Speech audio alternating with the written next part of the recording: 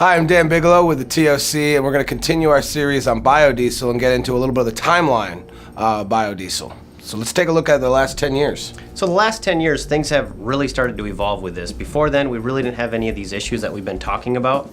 So what this all started with is Tier 4 technology. Tier 4 technology, we had to get rid of something in the fuel. That is the sulfur content in the fuel, which drove ULSD, the ultra low sulfur diesel fuel, which is why that got mandated.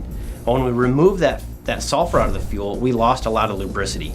And as we discussed in previous video segments, this lubricity we got back in there by adding biodiesel. Well, with biodiesel, we have this issue of water. Water now molecularly bonds with that fuel, and we start having issues with water, and it's becoming a little more of a water management issue. And as you may recall, water what? Water sucks. Water sucks. Yeah. It really, really sucks. Water sucks. So then ASE J1488 came through some various different versions over time, and the 2010 standard really addressed this water issue within biodiesel. They targeted to get the water out of there and meet the requirements. NFPA, another standard that we very commonly know in our industry, NFPA 110 section 7, we'll link that to you, no worry. That's going to also address the issue of water in your fuel, and they actually talk about the fact that we need to get that water out of our fuel, and we got to properly use that fuel and maintain it.